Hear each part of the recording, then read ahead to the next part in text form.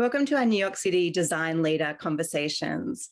This conversation is one of a series of 6 taking place this week as part of Design Days, a 6-day festival celebrating New York City as a creative capital of design.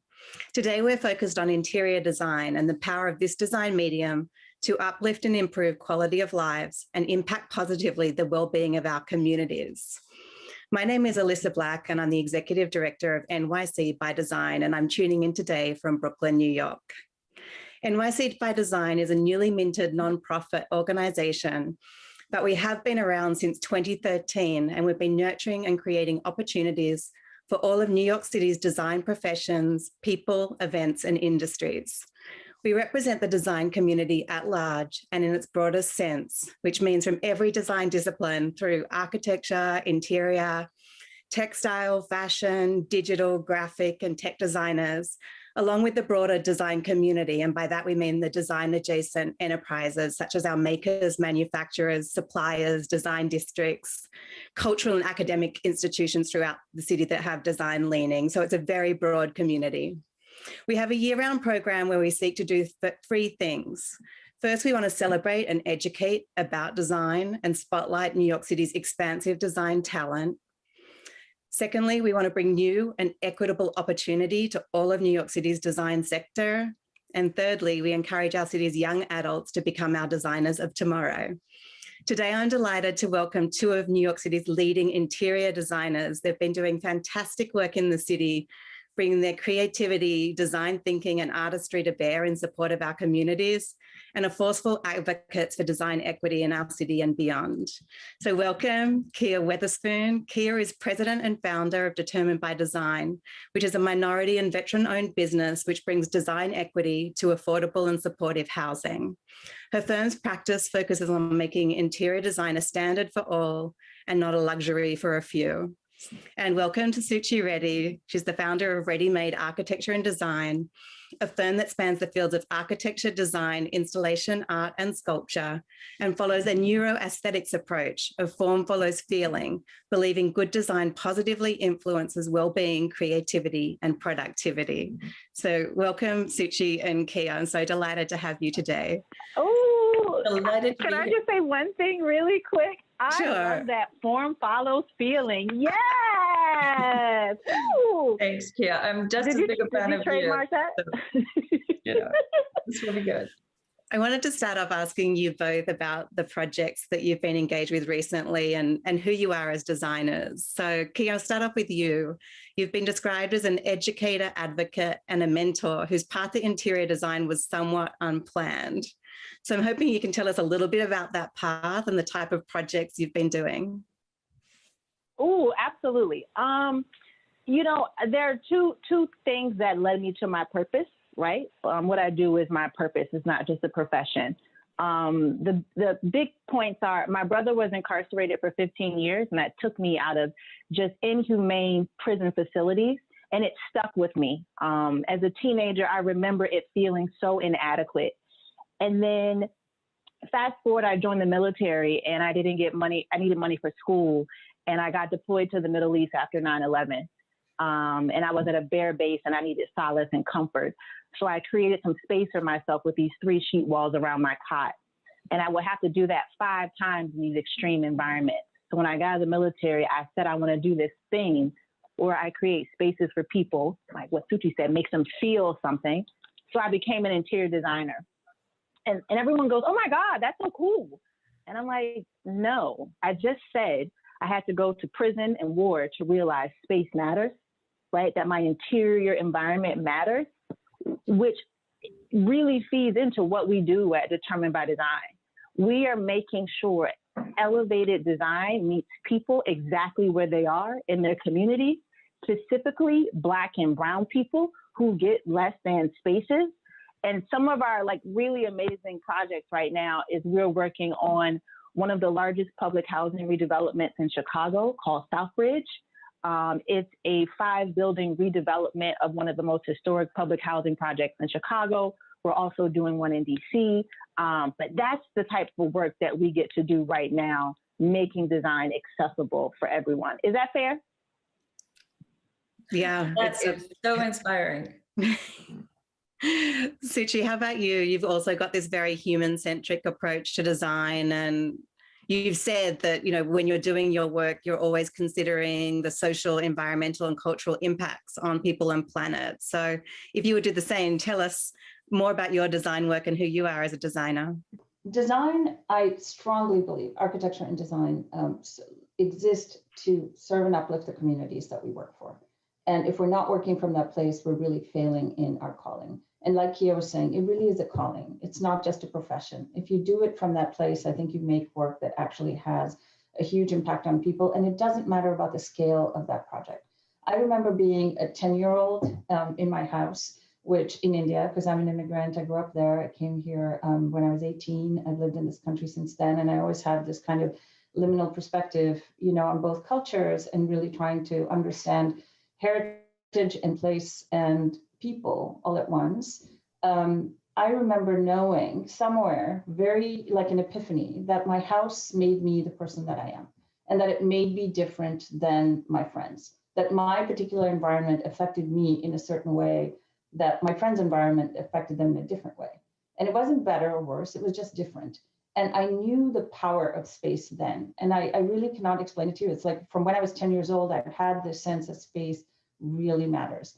So then I went on to architecture school. I studied to be an architect. I became a practitioner. I opened my own firm about 20 years ago, and I've been doing architecture, interior design, installation, sculpture, but mostly it's because I want to find ways in which to reach people and ways in which for people can feel the importance of the world that we create, because our world affects us and we affect our world. If we're not engaged in that loop with, you know, everything in, we're really not doing the right thing by ourselves and by our fellow people.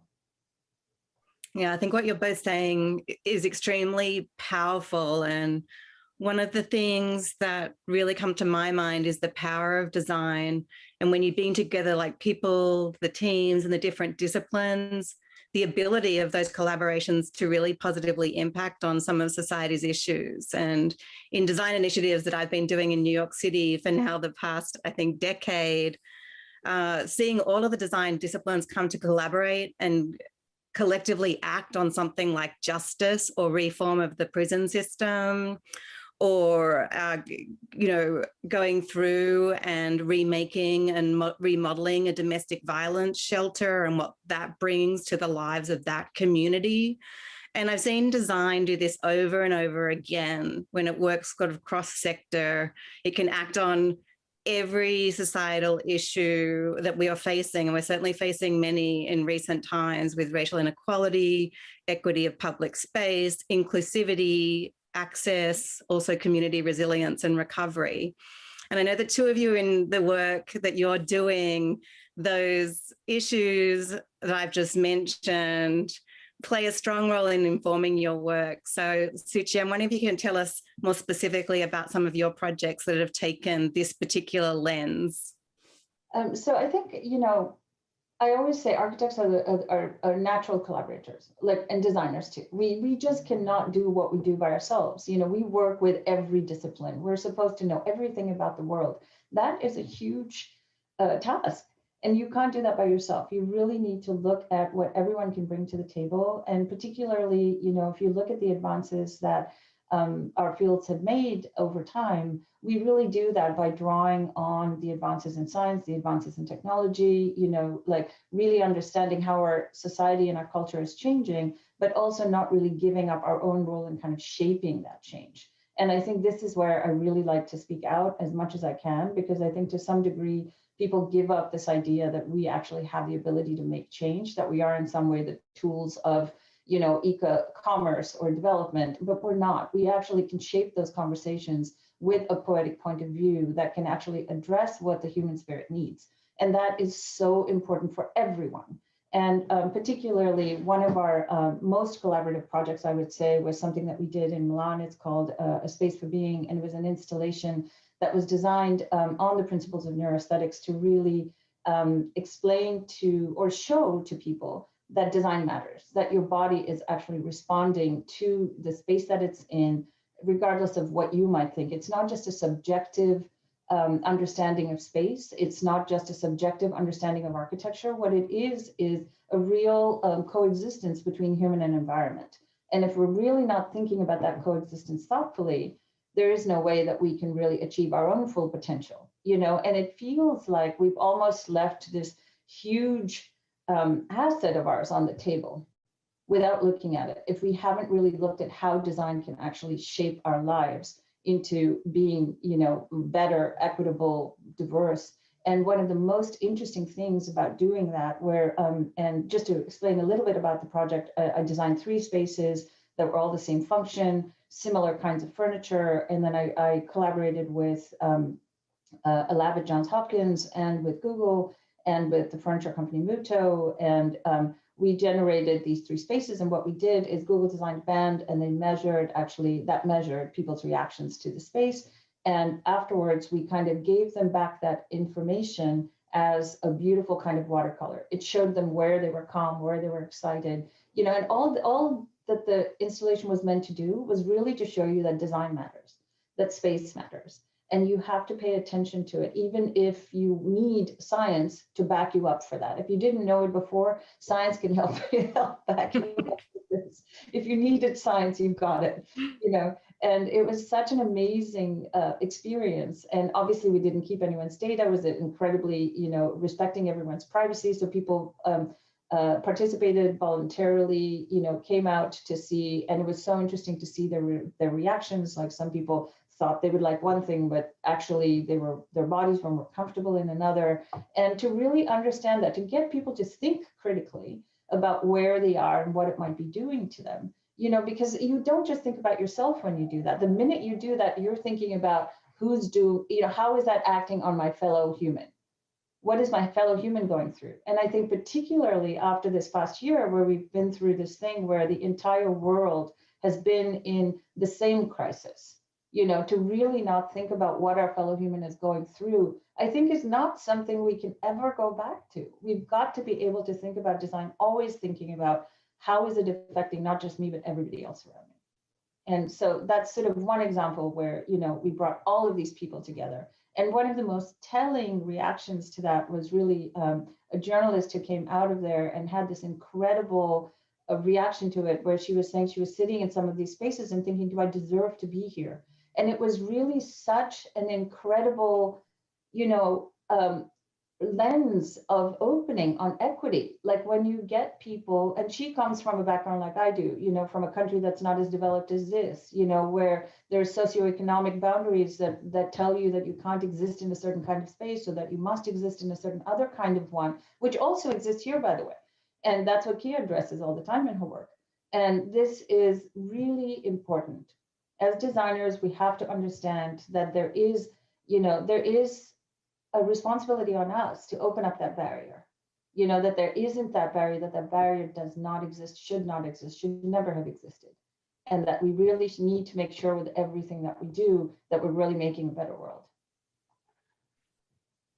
And Kia, I can see your energetic nodding. So you want to kind of respond and tell us some more about some of your projects that touch upon this social value creation that Suchi's mentioning?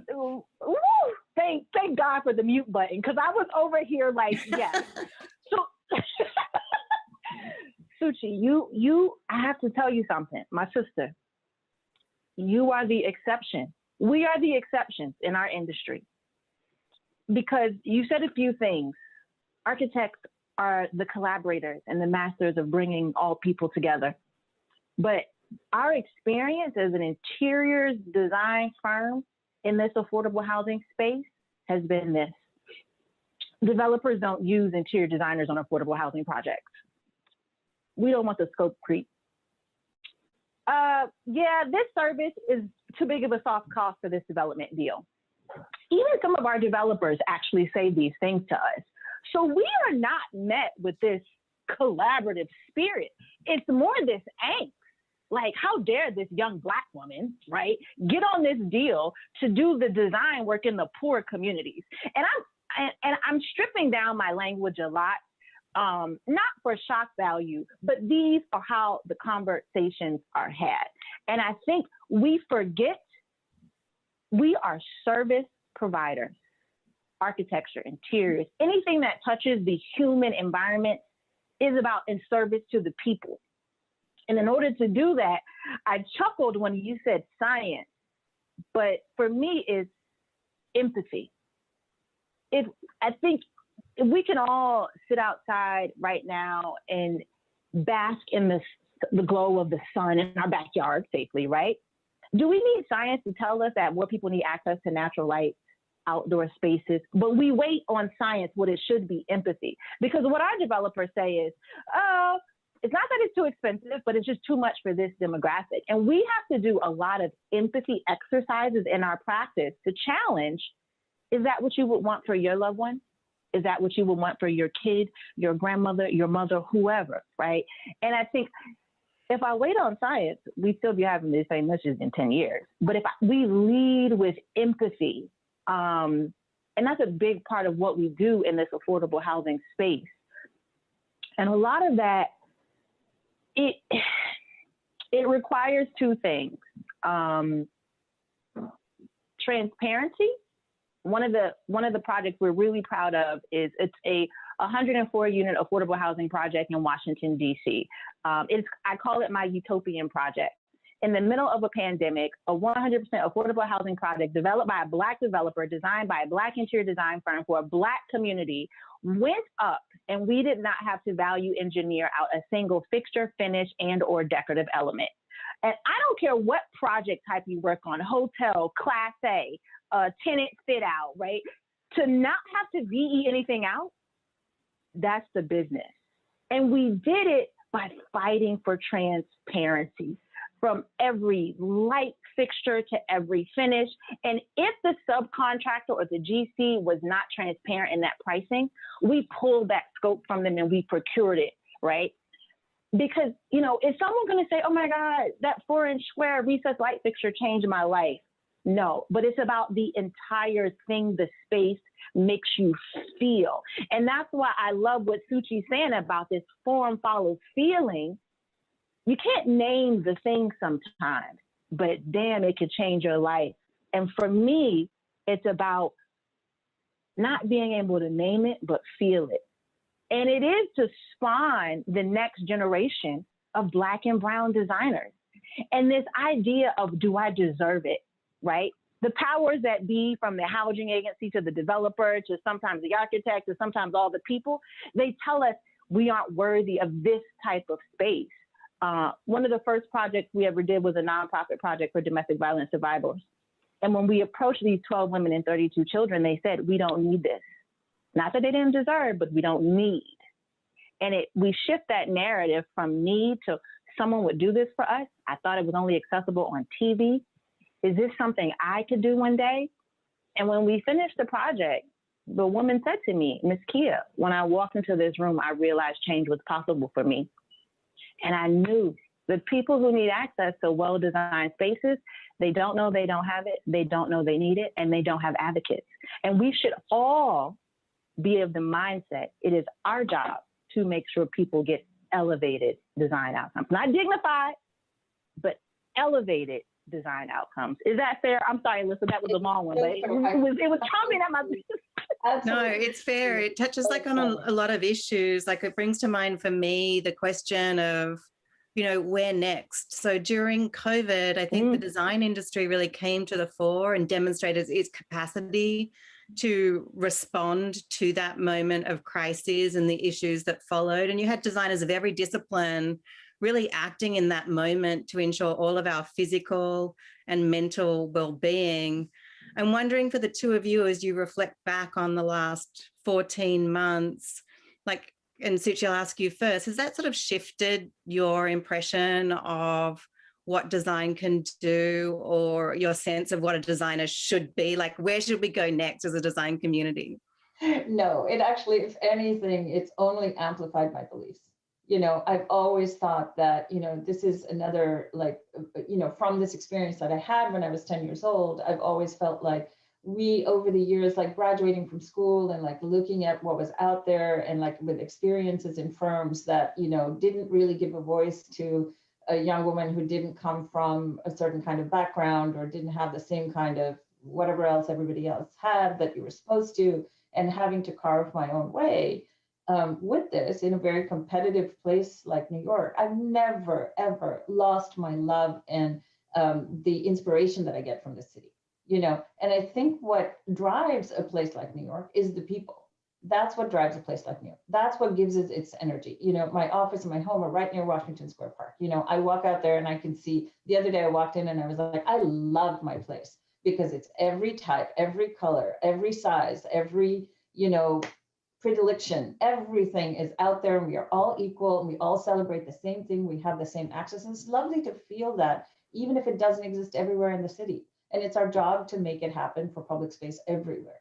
You know, we really need to think about that. And then the other thing I've really thought about a lot during this time, these 14 months, we've all had time to reflect. You know, we've had time to reflect a little bit. I think even if we've been, you know, working harder than ever to keep going, I think that kind of reflection that's happened is really having us all examine, how do we do the things we do? Are we doing them in the best way possible?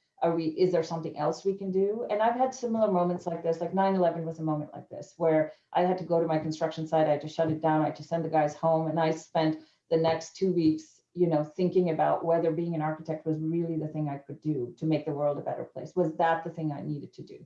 And I came back to realizing that I had a skill, my skill made a difference to people, and this was the way in which I knew to make a difference, and so I was going to do it. And that became the precursor to starting my own firm eventually.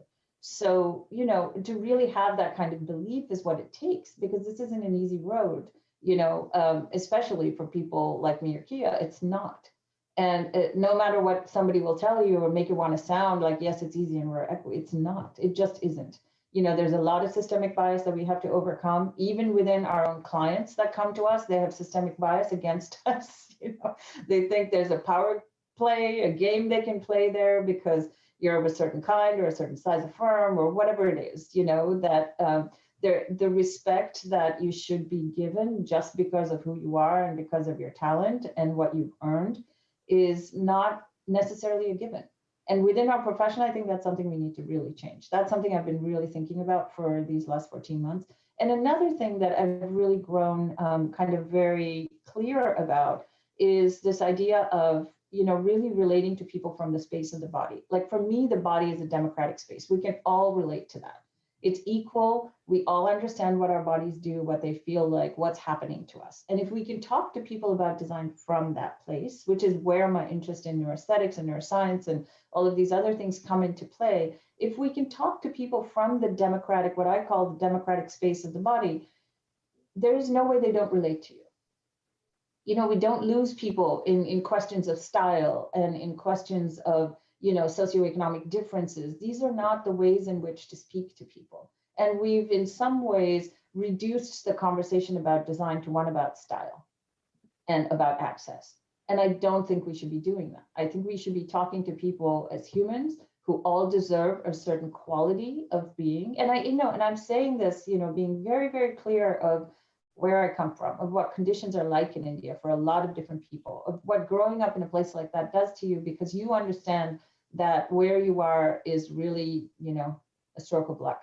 You could be on the other side of some line and you could be having a very different experience. You did nothing to deserve being either here or there, you know, and that it's really our job to make sure once we get on this planet, you know, that we can equalize those things. And if design is the way that we can do it, and I truly believe that it's a very, very, very strong tool that can help achieve that, because it's the only thing we shape our world with.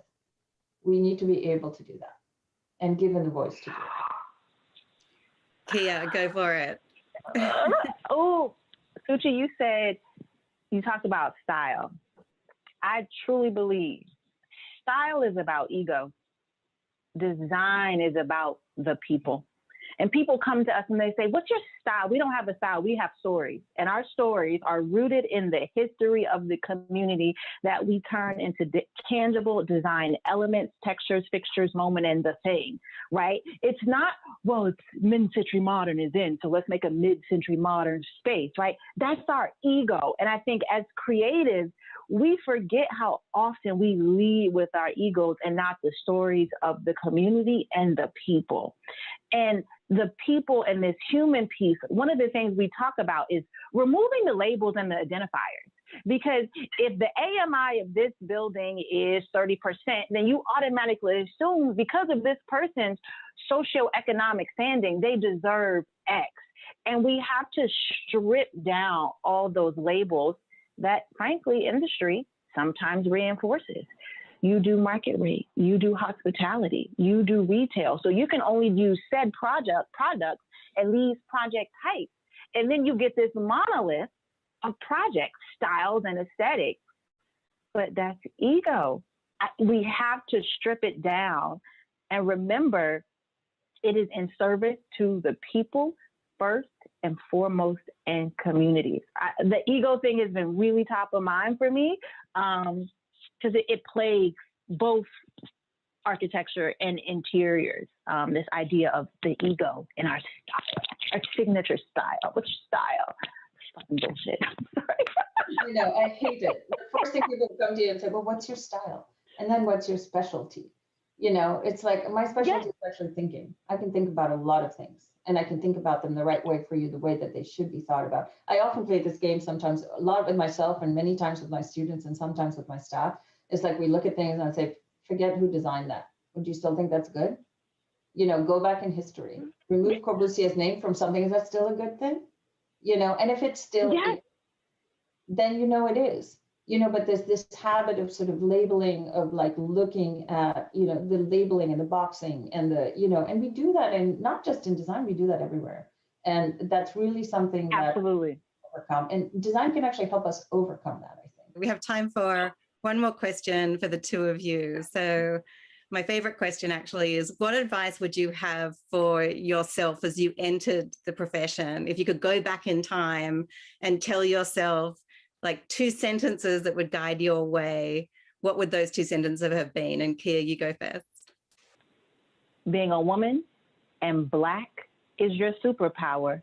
Lean into it, and your voice is even stronger when you're the only in the room. And Suchi. I would say never, ever, ever, ever lose your passion. Never let that not be your guiding light, because without that, nothing else works. You have to have your passion and your dedication to your craft. And that's the only thing that keeps it going and gets it to a better place. Well, fantastic. Thank you both. It's so great to talk to you both today as such strong founding women of these innovative and enduring design practices in New York City. It's been delightful to spend time with you. So please enjoy Design Days and check out our program at NYCxDESIGN.org. And thank you to SANDOW Design Group for airing today's conversation on DesignTV.